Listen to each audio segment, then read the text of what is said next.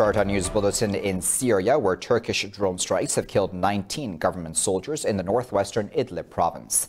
This comes after Turkish forces destroyed 2 Syrian government jets in Idlib yesterday and confirmed a full-scale military operation. A Syrian war monitor says the strikes hit a military convoy in the Jabal al-Zawiya area and a base near the town of Ma'arit al-Numan. Tensions in the region have escalated in recent days after 34 Turkish troops were killed in government air raids on Idlib. The confrontations have added to soaring tensions between Turkey and Russia, which both support opposing sides of the Syrian civil war.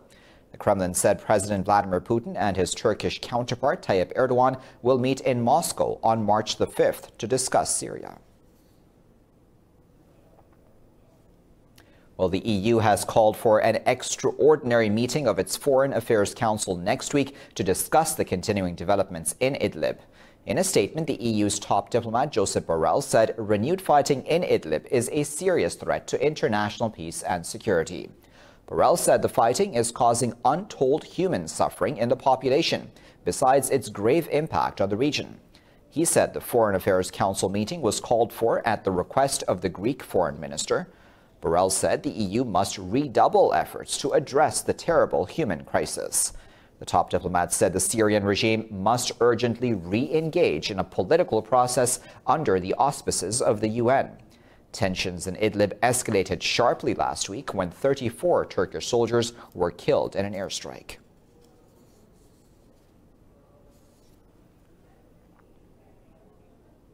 Ankara says over 80,000 migrants have so far crossed into Europe from Turkey's northwestern borders.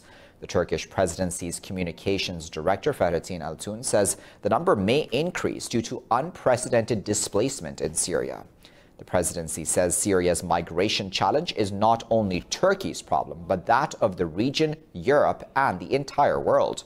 After Turkey announced it will no longer stop migrants from going to Europe, thousands of refugees gathered near the Pazarkule border gate. Meanwhile, Greece has blocked any new asylum applications for the next month following Ankara's decision. Greek officials said they have stopped nearly 10,000 migrants crossing the land border with Turkey.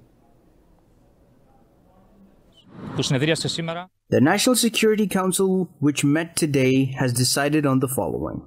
Firstly, the guarding of the country's eastern land and sea borders by the armed and security forces has been upgraded to the highest level in order to prevent illegal entry into the country. Secondly, the temporary suspension of all asylum applications from today and for 1 month for all those who entered the country illegally.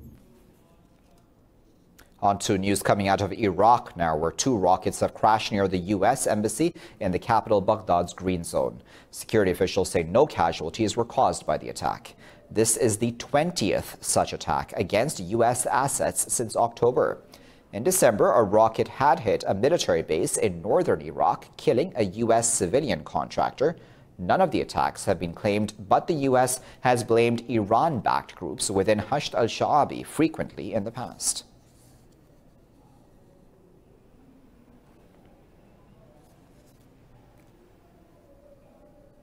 The Iraqi Prime Minister-designate Mohammad Allawi has withdrawn his candidacy for the post and has accused political parties of obstructing him.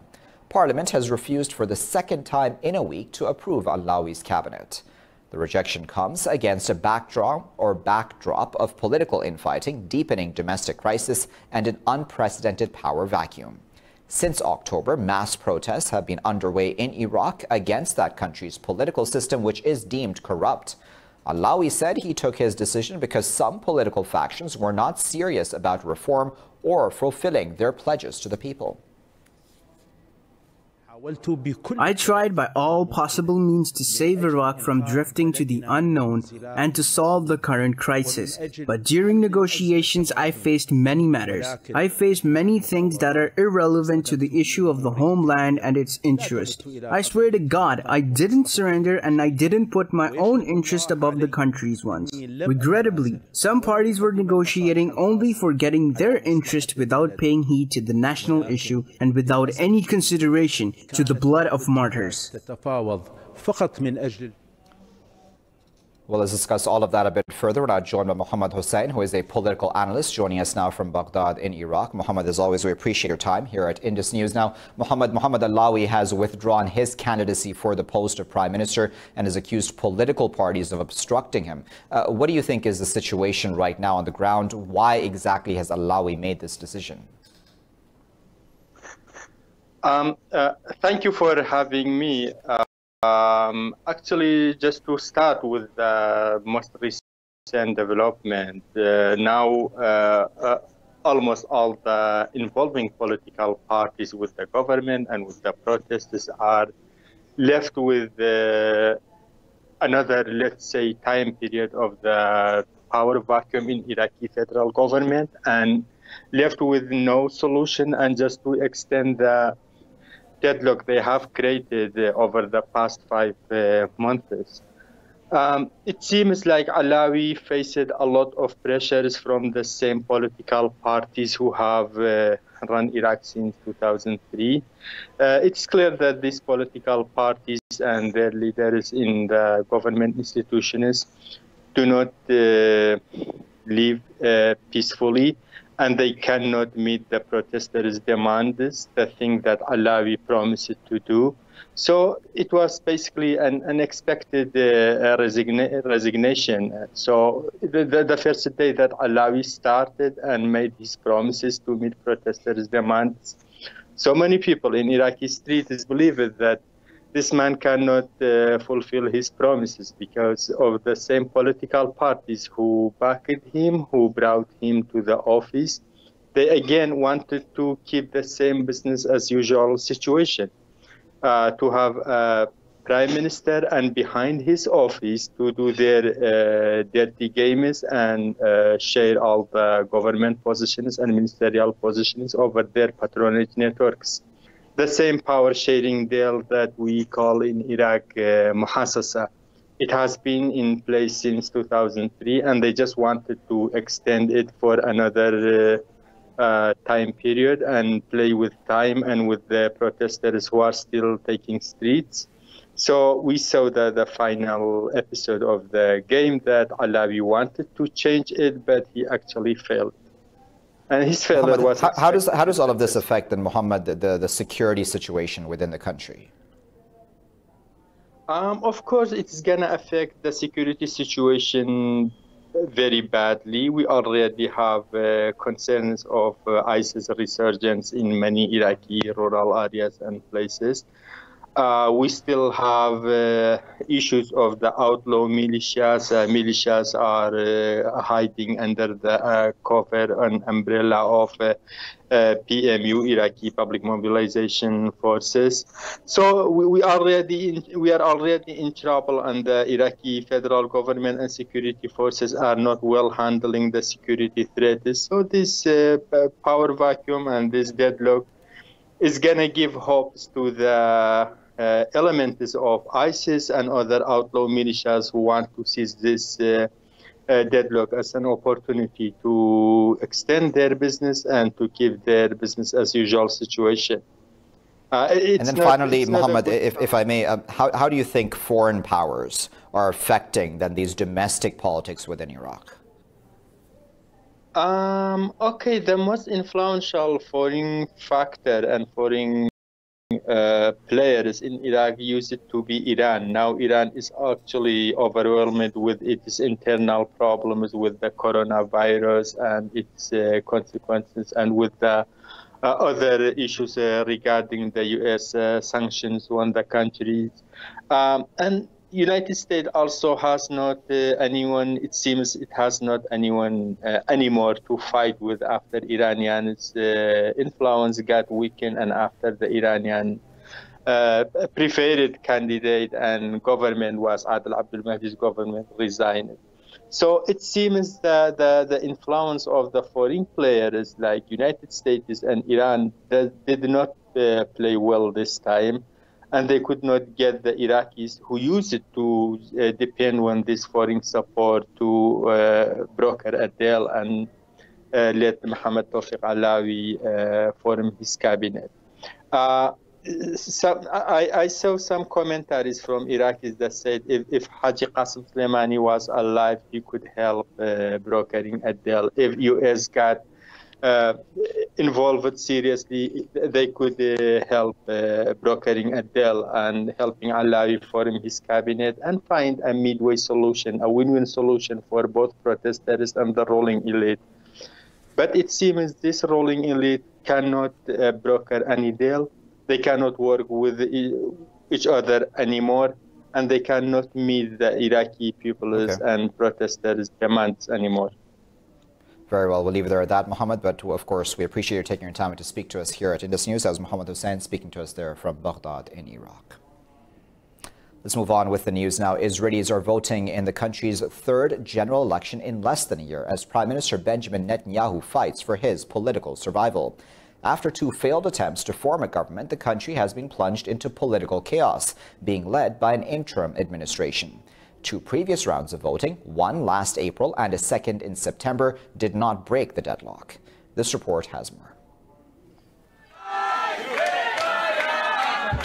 In a bid to reclaim power, Prime Minister Benjamin Netanyahu is once again facing off against his former army chief of staff, Benny Gantz. Charged with bribery, breach of trust and fraud, Netanyahu has been in office from 1996 to 1999 and again from 2009 onwards. Polls suggest neither side will have enough seats in Israel's parliament to end the crisis, and the country may be dragged into yet another months-long election cycle regardless. Do you see this? This is the truth. Gantz cannot achieve a government without Tibi. He can't. This is a fact. It's a mathematical fact, not some other fact. This is the truth. And people try to hide this truth. And I ask you to tell this truth. Because what's at stake is huge. We are within touching distance from a great victory. Netanyahu's right-wing Likud party and Gantz's centrist Blue and White party are the main contenders. Hoping to dislodge Netanyahu in the election, Gantz has based his entire election campaign on Netanyahu's corruption indictment and a call to form a secular government. We want to form a unity government based on secular parties like Kahol Lavan, Likud, Israel Betenu, maybe Labour. But from there on, we have the principles, we have the outlines, we have the framework. Everybody will be welcome to join us. No single party has ever won an outright majority in an Israeli election. If Gantz-led Blue and White edges out Likud, it will require support from other lawmakers to form a government. Elsewhere, North Korea has fired two short-range ballistic missiles into its eastern sea to resume weapons demonstrations after a month-long break. State media said leader Kim Jong-un also supervised an artillery drill to test the combat readiness of units in frontline and eastern areas. In a statement, South Korea's military said the missiles were fired over the sea from the Wonsan area on the east coast and flew 240 kilometers. The statement said the South's military is monitoring for additional launches and maintaining readiness. The move comes as nuclear negotiations with the U.S. are at a standstill. Kim has vowed to boost Pyongyang's nuclear deterrence in response to the U.S. sanctions and pressure. I'll be back after a break with plenty more news. Stay tuned.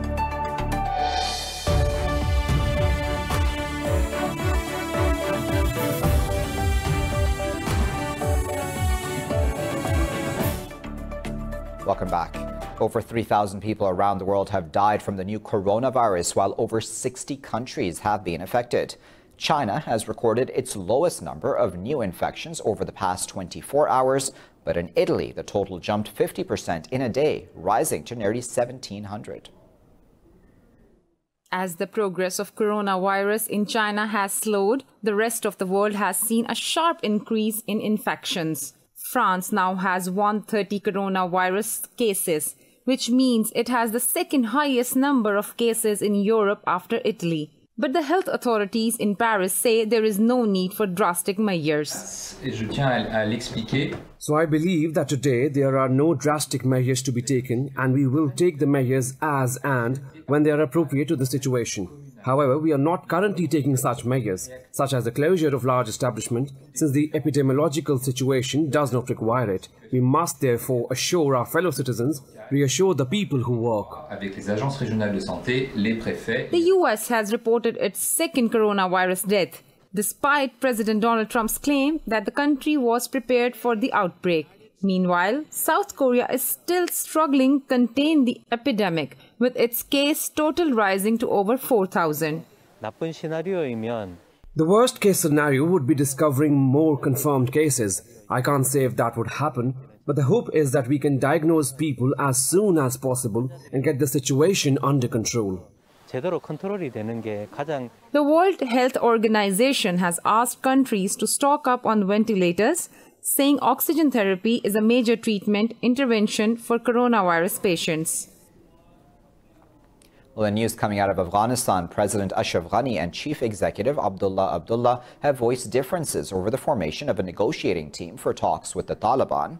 In the US-Taliban Doha deal, the intra-Afghan talks must begin by March 10th. Speaking to media in Kabul, Ghani said the group should not have more than 8 members because it could create a team within a team. Abdullah accused the presidential palace of monopolizing the peace process by sending a secret delegation to Doha. The chief executive said it was this issue that led to the absence of a large number of Afghan politicians at the signing ceremony. Meanwhile, the Taliban spokesperson Sohail Shaheen says the group is ready for intra-Afghan talks and to fulfill its commitments.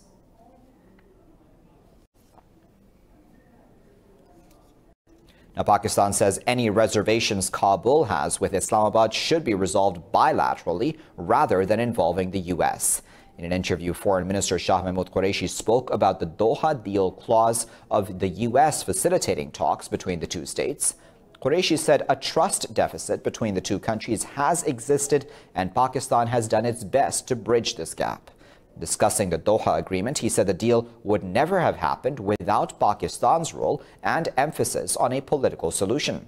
The foreign minister said Afghanistan should talk directly to Pakistan, as the U.S. is planning to withdraw, and the two will always remain neighbors. So a direct approach should be given preference to. If I have an issue with Afghanistan, I will not ask Washington to play a role. I will speak to Kabul directly. Now, to discuss the situation in Afghanistan further, we're now joined by the former Foreign Minister of Pakistan, Khurshid Mahmood Kasuri. Sir, thank you very much for joining us here on Indus News. After the peace agreement between the U.S. and Taliban in Doha, the next step is obviously intra-Afghan dialogue. How do you assess the situation on the ground as President Ghani and Chief Executive Abdullah argue over the formation of a negotiating team for talks with the Taliban? First of all, I'll comment on the second one later on. You see, as far as President Ghani is concerned, he probably realizes that he's in a twilight zone, that he may be soon out because the situation would warrant an interim setup in which some sort of an interim government will negotiate on what the future holds for Afghanistan. And therein lies the problem that you pointed out in your second question, which is that the Afghans, other than the Taliban, are not on the same page. In fact, they are so much on different pages that the former Chief Executive Abdullah has announced the formation of a separate government and in fact has started appointing governors in different provinces, particularly in the north. Now, when you have a situation like this, you begin to question how the hell this is going to work out. But I think it should not be forgotten that the United States, which really controls the funding in Kabul, will really be from behind the scenes controlling the spoilers, because it cannot afford spoilers. Having come this far, and President Trump having announced American intentions of wishing to withdraw, I'm not saying they wish to scuttle and run. No, they said they wish to withdraw in an orderly manner so that the Afghan peace agreement can be implemented. Do you believe there's a political formula that can work in Afghanistan now, which takes into account the complexities there? I mean, will the Taliban fit into a governance system going forward? Yes, I think probably in the 1 year that has gone through, the talks have lasted over a year. Then I think in this 1 year, they must have gone through all of the questions that are envisaged in your question. That there are lots of modalities involved. I can't believe that the Americans and the Taliban did not talk privately about the sort of government.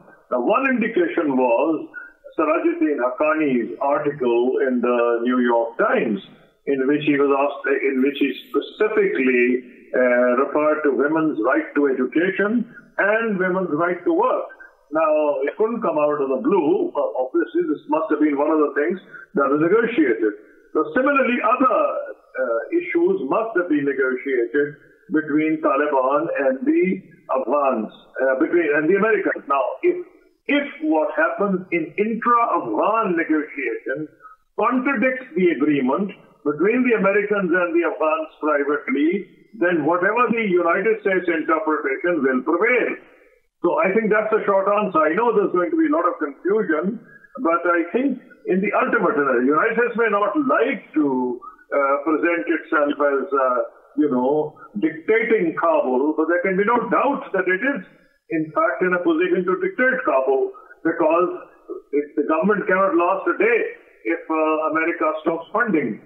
So from that point of view, yes, there will be problems of the type that you referred to in your question. But I think ultimately it's the United States that will guarantee that whatever the understanding between Taliban and the United States over a period of 1 year is in fact implemented.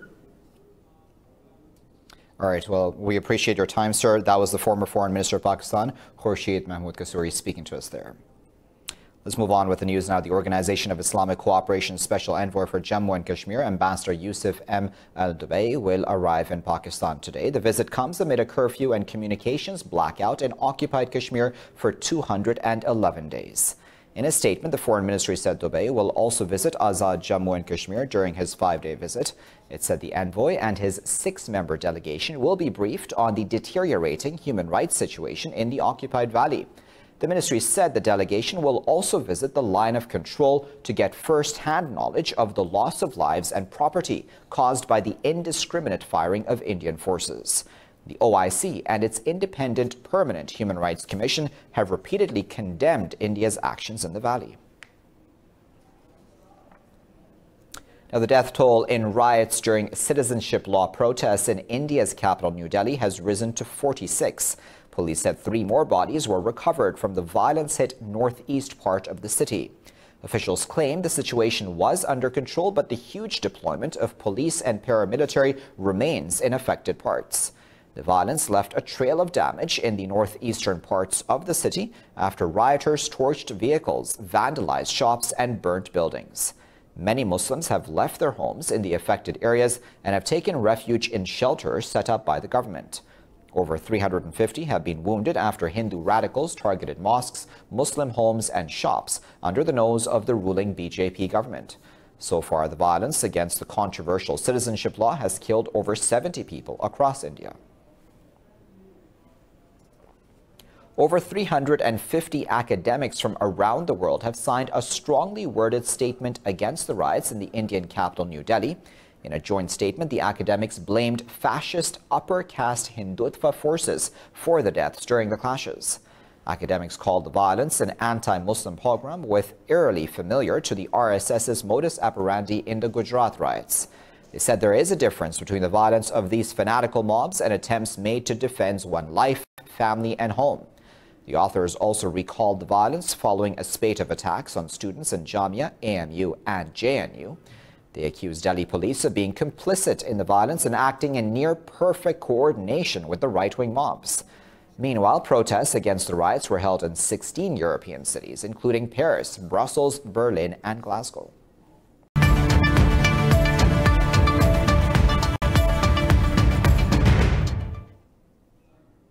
China's manufacturing activity has contracted in February, recording the lowest reading since the survey began in 2004. Business Media Group, Caixin Market says China's Purchasing Managers Index sank to 40 points, defying economists' forecasts of a moderate drop. It said the new coronavirus plus a government-imposed factory shutdown has weighed heavily on production and new orders. The 5-point mark separates expansion from contraction on a monthly basis. On Saturday, the National Bureau of Statistics said China's official PMI fell to an all-time low 35 in February. On to Europe, where stock markets are trading higher after major central banks pledged a coordinated global monetary supply. They took the decision in response to mitigate economic impact of the coronavirus outbreak. London's FTSE 100 is trading nearly 3% higher as transport giant TUI shares climbed 6.5%. The CAC 40 in Paris and Frankfurt's DAX have gained over 1.5% each. In Asia, Shanghai Composite led the gains, closing over 3% higher. The Nikkei 225 and Seoul's Kospi gained ground. Meanwhile, international benchmark Brent crude oil prices have gained nearly 4%.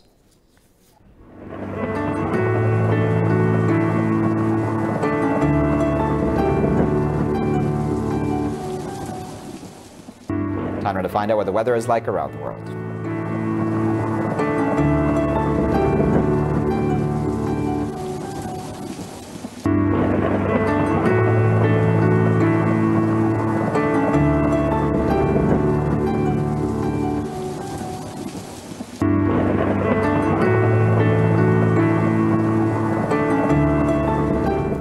And there you have it. You're all caught up. Of course, for the latest updates on these and other news stories, you can always follow us on our social media at Indus.news. Thanks for watching this one.